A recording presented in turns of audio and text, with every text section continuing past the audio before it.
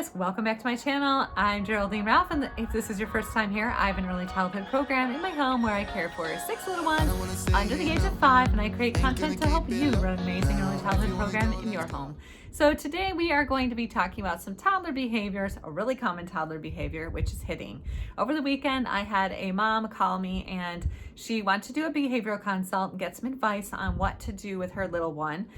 She has a 2-year-old and he has been hitting. So first things I like to ask parents are to consider 3 different things that could be leading to hitting. Generally speaking, hitting is a result of 3 different issues, 3 different needs that 3 different unmet needs. So a lot of times I notice that children who are going through the hitting phase are struggling in one of these 3 areas. So it could either be communication is a big one. Is the child able to communicate? It's very frustrating to go through your whole day and not be able to communicate. If you can imagine, if you didn't have a voice and you couldn't say anything, or you couldn't express your needs or express your frustration or get more information around social things, it would be very overwhelming to be going through that all day long. So communication is the first thing I like to ask about, get an idea of where the child's communication levels are. Secondly, does the child have a good routine in place? Routine is hugely important for children at this age and stage in development. They're trying to make sense of the world, and if they do not have a good, predictable routine, it's very hard to understand what the expectations are, and that could be overwhelming, and that could be causing a hitting problem. In this case, mom has a great routine. They have a regular routine for eating, they have a regular routine for play, regular routine for sleeping. So all of those were in place. So I knew right off the bat that that probably wasn't the issue in this case. And the third thing that tends to create situations where children at this age hit is the sensory needs not being met. So sometimes children can be overstimulated and then they get frustrated and they hit because they can't communicate the fact that they're overwhelmed or overstimulated. Or sometimes they're understimulated, which means they need more activity and they need more time outdoors so that they can burn off some energy and they're able to self-regulate and express themselves more effectively. So in this situation with this little guy, after talking to mom for a little while, I discovered that communication seemed to be the main issue that this little guy was working through. So some of the scenarios that she gave me was, first of all, that's something that happens pretty much every day with 2-year-olds, an issue with sharing. So I like to let parents know that actually sharing is not really an appropriate term in my mind, because with children at this age, it's turn taking. So the difference between sharing, when parents and caregivers expect children to be able to share, it's as if they want the children to collaboratively be able to use the same toy. That's kind of an unrealistic expectation. It's either this child's turn or that child's turn. At the age of 2, there's a lot of parallel play that's happening, meaning that 2 children are using objects together and maybe they interact a little bit, but collaborative play doesn't happen until much later in development. So first things first, we talked about the difference between sharing and turn taking. So turn taking is one child is playing with the toy and the other child wants a turn with the toy. It's not their turn. So they can't really share and use the same toy, say a truck, for instance. They can't really, 2 people can't really use the truck because each person has their own independent idea of how to use the truck. So that doesn't really work out. What we do instead is turn taking. So if child A is playing with a toy and child B wants to come over and play with the toy, I always encourage the children to ask for a turn or indicate a turn. So I would say, ask so-and-so for a turn with the toy. And if the first child that was playing with the toy does not want to give up the toy, is not ready to give up the toy, then I support them as they say, I'm having a turn with this toy right now. And then I would take child A, who's probably frustrated about the fact that he cannot have a turn with that toy, over to engage with another activity, and I would explain, you're going to have a turn in a little bit. He's having a turn right now. When he's done, it's going to be your turn. And then I would get that child engaged in another activity, either a similar activity or something else that I know that's new and fun and exciting, that's going to redirect that child's energy and thoughts towards this new toy. So I expressed that with mom, and she said they had been trying that, but then child A wants to come over and play with child B's toy. So then they end up in another situation where sometimes things get escalated and then there's a hitting, and mom wasn't really sure exactly how to support the children through that kind of activity. So I like to think of these as incredible teaching moments. So when child A wants to come over and play with child B, there's a shift in power that happens, and this could be a really great teachable moment where now child B has the power. So when in those situations, I do a lot of peer coaching. So I look at that as an opportunity for me as the caregiver to be working with both of the children and to teach them how to respect and express boundaries. So if I have, in this situation, if both of the children are interested in cars, then I might set up a car activity where each child has their own car and each child has their own blocks where they could build a tower. I know at this age, a lot of times they like to crash things, so I might set them up with their own block and tower situation where they can, create buildings to crash or, whatever, and start creating this scaffolding situation where I can help the children be able to communicate with each other and take turns and share. Well, not really share, but share in an activity that I am helping them to facilitate communication with.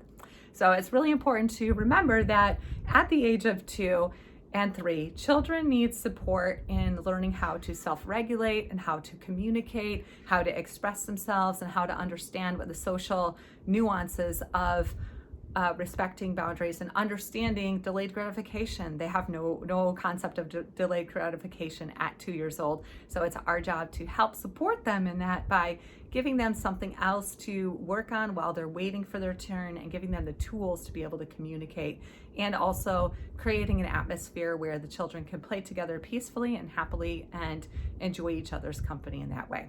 So that was one of the scenarios that mom gave me that she was struggling with, and those were the strategies that I encouraged her to start using with her little ones. The next issue that mom was having was that she also has a 4-month-old. So she has a 2-year-old and she has a 4-month-old. This is something that happens commonly in my group setting because, I will get younger children in and I'll have older children. So sometimes obviously the older children feel displaced, or they're not really, they feel like a little bit frustrated about the shift in attention that comes when you have a smaller baby, obviously. So she was looking for some strategies to help with the baby. Mom had mentioned that her 2-year-old likes the baby and is sometimes very happy to be around the baby, but then sometimes will go in to give a hug to the baby and then just for some random unknown reason hit the baby. And obviously it hasn't been hard hit, it's just been something that she has been supervising and redirecting, but she was feeling very frustrated about that because the behavior seemed to be unpredictable for her. So again, in this situation, it's really important to understand that children at this age struggle to be able to communicate, and it's really hard for them to say, hey, I'm feeling like I need to be connected. So I was asking mom some questions about ways that she connects with her 2-year-old, and she did say that she's doing all the right things, making sure that she has time alone with her 2-year-old and that they have special time together, and making sure that her 2-year-old still feels connected and loved and valued in the family as part of the family, but he's still struggling. And that's a normal thing. So my recommendation in that situation is to, first of all, just make sure that all of the interactions between the 2-year-old and the 4-month-old are supervised, obviously for safety's sake. And keep in mind that he's going through his own process of learning how to be, in this new space in his family. Another thing that I like to do is anytime that I have an older child and I have a new younger child come into the program, especially if the younger child is an infant, or I don't currently take infants, but when I did take infants, I would make sure to bring the older child into the caregiving space. So what that looked like for me is when I would be having a supervised interaction with the children, having the 2-year-old and the 4-month-old hanging out together, every time that baby smiled, it's because the 2-year-old is amazing and wonderful. Every time that baby cried, oh, can you help him? He needs somebody to get him a blanket. He's really sad and cold right now. I think he needs you to help him. So putting him in that situation where he feels empowered, where my 2-year-old feels empowered, and my 2-year-old feels like the reason why this child is smiling and cooing, and also encouraging them to help out with all of the feeding, or not all the feeding, but help out with the feeding, and be in a situation where my 2-year-old feels empowered and feels happy and joyful to be around the baby. And then of course, redirecting those, the times whenever the child becomes frustrated by saying, you know, when you hurt so-and-so, it breaks his heart. It makes him feel so sad inside. I'm going to show you how, you know, and being gentle with the baby and showing him how to take care of the baby and pat the baby's back and, you know, show the baby gentle hands and things like that. And also keeping in mind not to have the 2-year-old around the 4-month-old when he's not in a good mood or when he hasn't had his other needs met. So those are some of the strategies that we are working on in that family. A mom contacted me a day or two later and said that they had been implementing some of those strategies over the weekend, and already she had noticed a difference where her 2-year-old was going to the other children and giving hugs and apologizing whenever he got frustrated without any redirection. Oh, I almost forgot. One more scenario that mom gave me is that she said another issue that they're having is their son getting frustrated and throwing things whenever things don't go her way. One of the circumstances that she shared with me was the other day, it was time for dinner and the little guy wanted to go outside. Dad said, it's not time to go outside, we're getting ready to eat dinner. Little guy gets frustrated and throws his shoe and gets angry. So she asked, you know, how do I redirect this behavior? Because I really don't want my child throwing shoes at me. So I shared a few techniques that I would use. The number one technique that I use to help children process their emotions is I just say, do you need a hug? Do you want to come sit with me for a minute? I see you're really frustrated that we're not going outside. We can sit together for a few minutes. And so that is one way to help them become grounded. Now, previously, and when I was a young parent and when I first heard that technique, I thought to myself, that sounds like you're rewarding bad behavior. And why would I want to reward any kind of bad behavior? Now, I have put that strategy into use for several years in working with children, and I can promise you that children are not throwing their shoes at me every day. What actually ends up happening is that the children know that I am there, that I see them, that I hear them, that I understand that they're frustrated, and that I am available to offer emotional support until they calm their body down. So I'm not going to go into a big, long discussion about brain development and how all of that works, but basically what happens is when a child gets frustrated and overwhelmed, then the stress hormones go up and their ability to process and calm down goes way down. But when they sit in our lap and they know that we hear them and that we see them and that they're able to calm down, then we can get them into a calm state of mind and then have a discussion about what we're doing. Sorry, we can't go outside right now. We can go out after dinner. This is what we're going to be doing. Do you want to sit with me for a minute?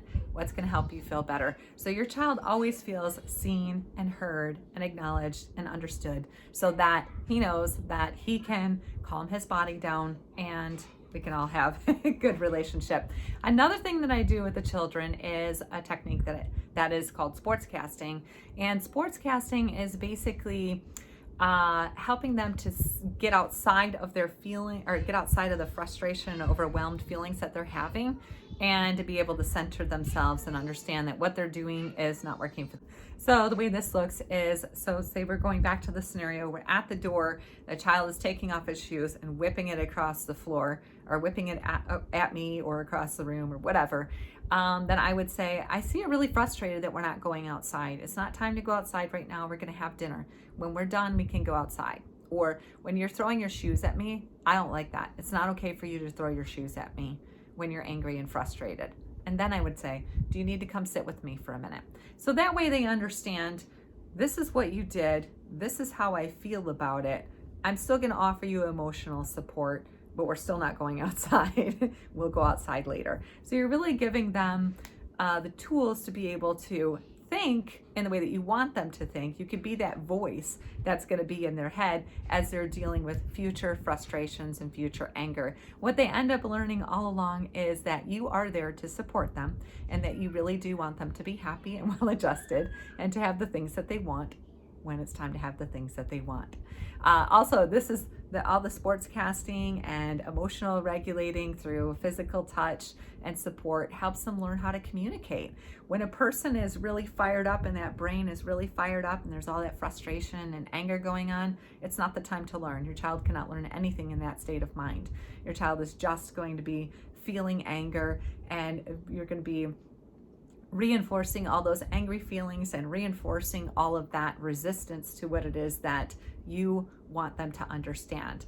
When we think of the behaviors that we're seeing, those negative behaviors, as an opportunity to connect instead of correct, then we create the space where your child feels connected to you and wants to do the right thing because you are there to support them and they see you as an ally. So anyways, I hope my video helped you. And if you have any questions or comments, or if you have any ideas or thoughts on the things that I've shared with you, feel free to comment below. I love to be able to help parents figure out how to deal with all of these big behaviors with the little ones in their care. I've seen all kinds of different personalities and all kinds of different parents, and I am here to support you. Anyways, have a great day. Thanks for stopping by.